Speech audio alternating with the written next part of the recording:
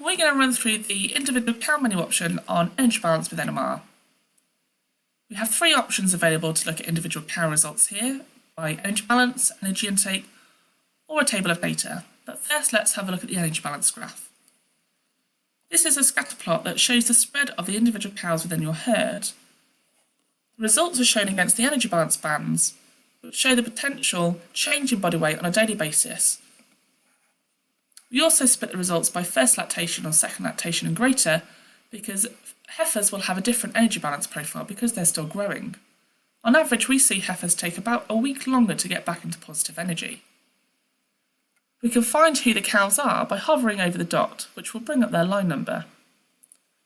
We want to use this graph to see any outliers within the herd because they may be suffering from illness, lameness, or other reasons. But if we use this graph to pull out outliers, then we can go into the herd and have a look at those cows and potentially offer any interventions if required. The recording date option on the left-hand side of the page brings up previous herd recording results, so you can go back and have a look at the herd spread over the year. If we go and have a look at the energy intake results for the individual cows, again, it's the same principles. We split the results by first and second lactation plus, and again, we want to have a look at the potential outliers within the herd, because there could be differences between the energy balance and energy intake results for cows that have a low energy intake but a normal energy balance because of their production level. Finally, we have the table of data.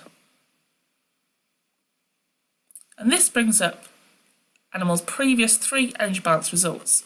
Now, the table is exactly the same table that we find in our iReports portal on Herd Companion, so all of the top headings are sortable.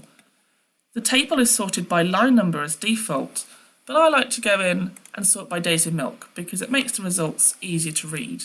So we can see that we have their latest energy balance result on the right hand side, and we can see those cows that are at risk. And if we just follow it across, we can see what lactation number, they're freshly calved, and what their milk yield is. And it just allows us to put that energy balance result into context.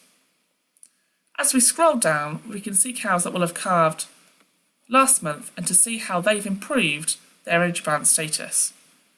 And we want to find those cows that have potentially gone back into negative energy balance and why. So we can have a look, and if we haven't already spotted something, we can go into the herd, have a look at those cows.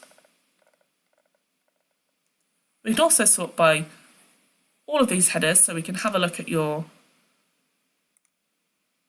top yielding cows to see how their energy balance performs, or we can even have a look at it by fertility status to try and find those cows where their fertility is of most interest. So those open cows, for example, where their energy balance is keeping them open. And that concludes the individual cow menu option on energy balance with NMR.